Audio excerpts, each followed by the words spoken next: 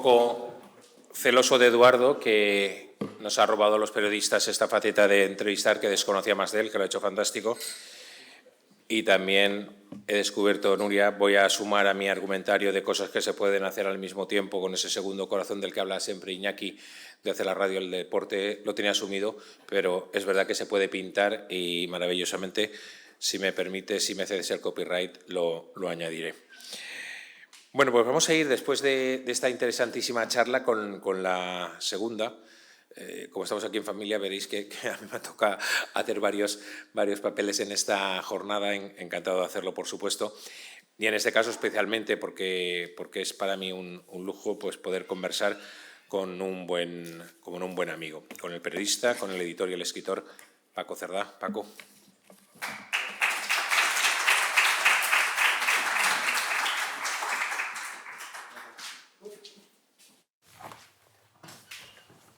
Les dieron hojas volantes. Textualmente pierdo los papeles. Bueno, gracias Paco por acompañarnos. Buen día a todos. Buen día. Paco es uno de esos lujos que tenemos en nuestra tierra.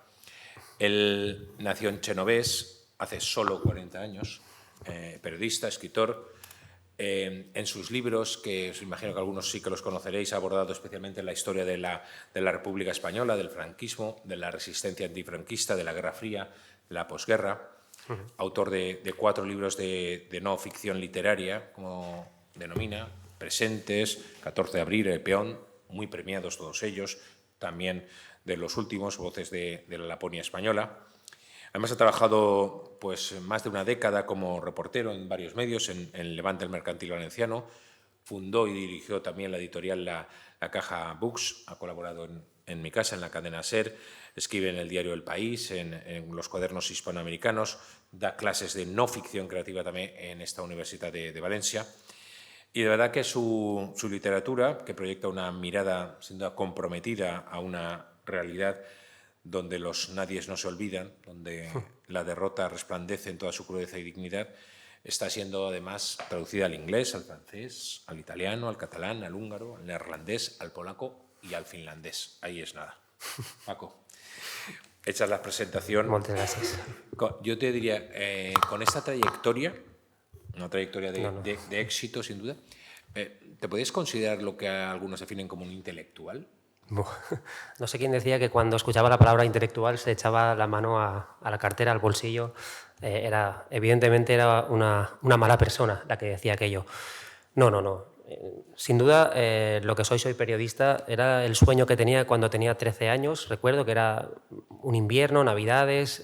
Cayó en mis manos las memorias de un periodista, de Ben Bradley, el director del Washington Post, que destapó con Bob Woodward y Carl Bernstein el Watergate, que tiene bastantes ecos con lo que estamos viendo en muchos países de nuestro entorno. Y no, creo que soy un periodista, soy un contador de historias, escribo libros, pero creo que llamarme escritor sería excesivo. Y sí que es cierto que, escuchando a José Manuel antes, él hablaba de aquel verso de Machado, distinguir las voces de los ecos. Yo pensaba en Miguel Hernández también, cuando a partir del hilo de la curiosidad, ese verso que decía, desperté de ser niño, nunca despiertes. Es maravilloso, ¿no? Es terrible pensar que estaba en la cárcel escribiéndole cartas a Josefina, con aquel niño que se amamantaba en la doble luna del pecho, con sangre de cebolla, y él pensaba, no despiertes de ser niño. Creo que la curiosidad es lo que define al niño, el asombro, decía antes José Manuel también. El asombro y quizá la curiosidad ha sido, en mi caso al menos, venía andando hacia aquí y pensaba, ¿qué ha sido la curiosidad para mí? Y he pensado, esta semana Armand Duplantis, el famoso pertiguista, es pertiguista, saltador de pértiga, ha batido otra vez el récord del mundo y pensaba, exactamente eso es para mí la curiosidad, esa pértiga que consigues catapultarte allá donde tu voluntad, tu pasión, tu inquietud, antes también lo decías tú, ese ir un poco más lejos, ir un poco más allá, que ha sido siempre la radio, ir un poco más allá de esta habitación y llegar primero a 48 kilómetros de distancia y después a todo el mundo. Ahora te preguntaré por la curiosidad.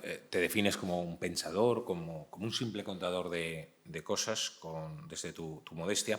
Estamos viendo una época, Paco, demasiadas veces triunfa la mediocridad, lo zafio, lo vulgar. Es difícil, de verdad, créeme, encontrar un hueco como el tuyo para el pensamiento y la reflexión. O sea, ¿cómo te mueves en ese mundo del periodismo, de esa actualidad marcada, ya digo, por esos parámetros, para encontrar ese hueco, ya digo, de reflexión, de pensamiento? Y ahora hablaremos, por supuesto, de curiosidad. Bueno, no me gustaría ser tan catastrofista. Triunfa la mediocridad a veces, pero creo que, como nunca, el talento, ya de entrada, mira, mi pareja es profesora de la Universidad de Valencia y desgraciadamente esta semana tuvimos que acudir al entierro de la hermana de su compañera de despacho. Digo esto porque pude ver el entorno familiar de su compañera de trabajo, que ya no estaba en el despacho, sino que estaba en su pueblo, Ondara. Era una familia súper humilde, súper normal. Mi pareja era la hija del conserje del instituto cuando éramos novios en el instituto y tenía que escapar del conserje para que no nos viera besarnos. Llevamos 23 años de novios y ahora ya nos podemos besar un poco. Pero el caso es que salí de allí pensando, qué bonito que en ese despacho de la Universidad de Valencia de Teoría de la Literatura y Literatura Comparada esté la hija de un conserje y esté la hija de esa pobre madre que estaba llorando la pérdida de una hija, de Ondara, la otra de Xàtiva. Es decir, eso era impensable hace 30 años, 40 años. Entonces, creo que solo la incorporación de las mujeres a toda esta... Nuria, el caso de Nuria, su exposición de von Humboldt era extraordinaria. Eso hace 50 años era impensable. Entonces, soy optimista. ¿Qué me lleva a mí a esa curiosidad? Creo que, de alguna forma, llamarlo justicia poética ya es partir de una derrota. Es partir de que no ha habido justicia. José Luis tiene un hermano que es catedrático, historiador, Gudmaro Gómez Bravo. Para mí ha sido una persona muy importante a la hora de escribir mi último libro, Presentes. Él se ha dedicado también a ese universo de la derrota que el franquismo durante 40 años condenó a millones de personas, a miles de exiliados, a miles de fusilados, de encarcelados, de represaliados, de profesores depurados. Entonces, si partimos de justicia poética, es que no hubo una justicia. Por tanto, ya es una derrota. Pero intentemos al menos recordarlos, ¿no? La memoria, que creo que en mis libros es un vector fundamental. Sin duda. Porque la memoria Paco, el ayer. O sea, ¿de qué nos sirve hoy, en este momento, por ejemplo, esa inflexión tecnológica de la que también hablamos en esta sesión? Claro, esa es una buena reflexión porque parte de, normalmente, un equívoco general. Todos aquellos que denostan la memoria histórica o memoria democrática, llamémosle memoria y acabemos, suelen creer que es algo del pasado. Con tanto trabajo que tenemos en el presente y mucho más en el futuro, fusiones digitales, ¿para qué ocuparnos del pasado? Todo parte de un error. La memoria no tiene que ver con el ayer, tiene que ver con el hoy.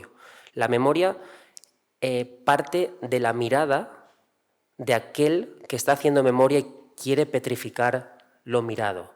Es decir, San Agustín decía, solo hay un tiempo, nada de pasado, presente, futuro.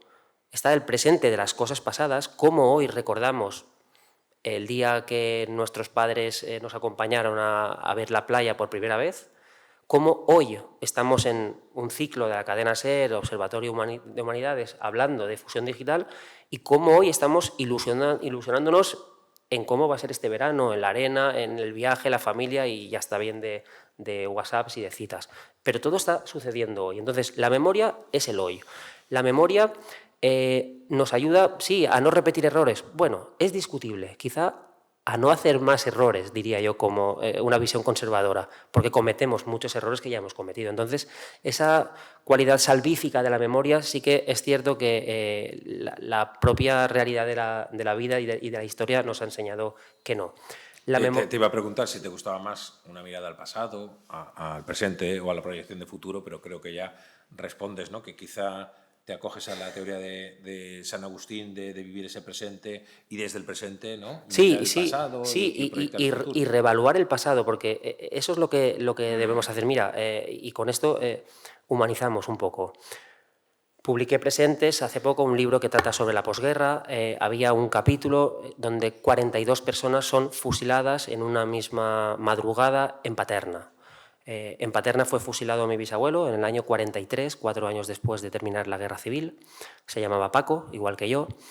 Para mí ha sido una historia personal que de algún modo explica seguramente mi interés por estos temas. Pasó algo extraordinario. En Zaragoza, donde fui a presentar el libro, la persona que me presentaba fue a la biblioteca, vio que el bibliotecario estaba leyendo el libro, por curiosidad le preguntó qué le estaba pareciendo y le dijo: me gusta, bueno, esto no es publicidad encubierta, disculpad, me gusta mucho, especialmente un capítulo que es los 47, esos 47 fusilados, porque, y le contó, mi padre fue destacado para fusilar en el piquete de fusiladores de Paterna en la posguerra. Y, claro, mi bisabuelo había sido fusilado, su padre había sido destacado para fusilar, obligado, y el día que tenía que ejecutar delante de los sentenciados a muerte de forma extrajudicial, en muchos casos, se le encasquilló el fusil, no podía disparar, y el sargento lo abroncó, se puso nervioso y al final pudo disparar.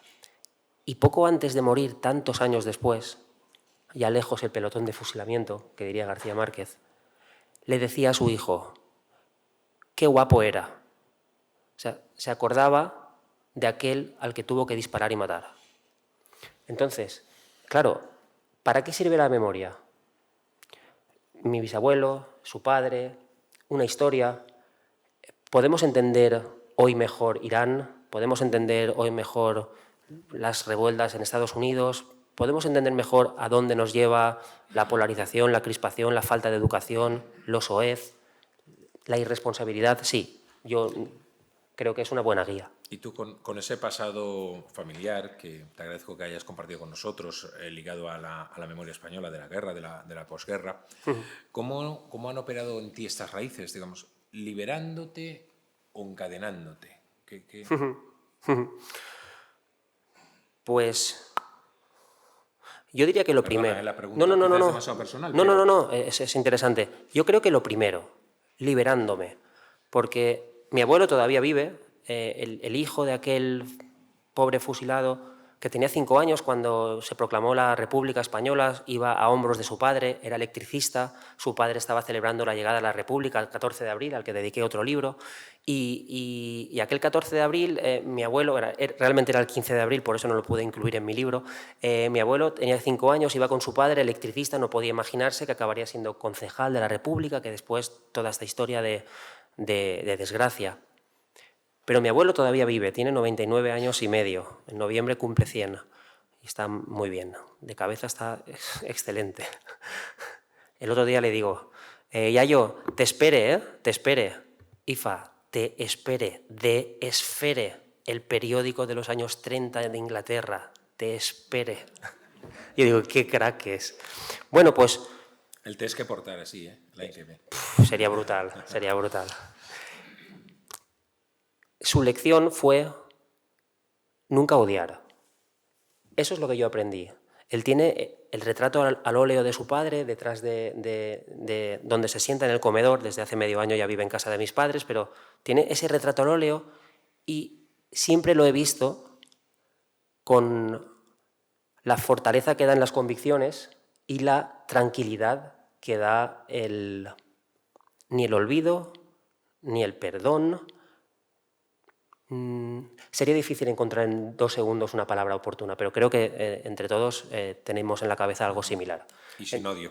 Sí. Estamos acabando, Paco. Como a lo largo de esta mañana estamos hablando mucho de este mundo de fusión digital y aprovechando aquí tu presencia, ¿qué futuro? No te gusta pronosticar, ya lo hemos notado, pero es la pregunta típica. ¿Qué futuro le ves a escritores, a periodistas vinculados a este mundo de fusión digital? Magnífico. Veo un futuro magnífico. En general veo un futuro magnífico, porque si no, cuesta lo mismo ver lo magnífico que ver lo pésimo. Así es que mejor no suframos. Y por mi parte, claro, yo todos los libros que he escrito, la ayuda de las herramientas digitales han sido básicas. Yo cómo iba a saber, antes estabais hablando de la radio, de la historia de la radio, ha sido, José Manuel, una magnífica exposición, estaba disfrutando de ver toda esa evolución tan compactada, ¿no?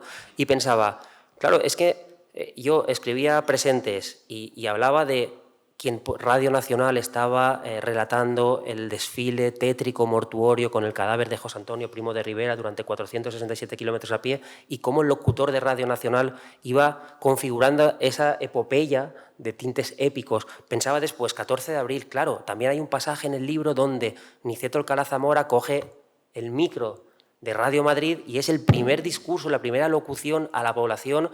Esto es la República Española, queremos que cada uno pueda ser feliz, también la épica del momento, ¿no?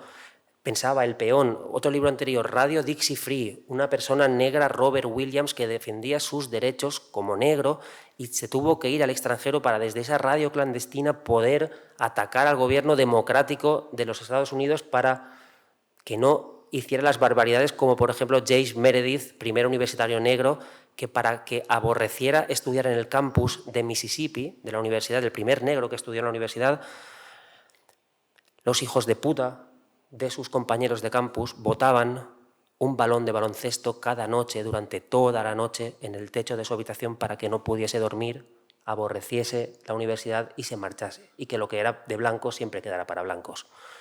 Eso no pasó, él resistió, por eso hoy los negros pueden estudiar y por eso tanta gente. Entonces, todas esas historias, sin la ayuda de lo digital, ¿cómo accedo yo a ellas? ¿Sin Google? ¿Sin los periódicos escaneados de todo el mundo? ¿Sin las emisiones de Radio Dixie Free transcritas y gracias a una universidad americana que tiene?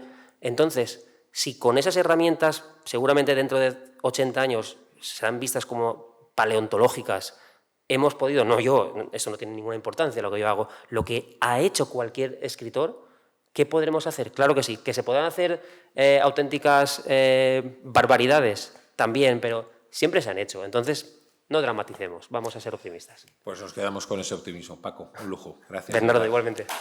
Gracias a todos.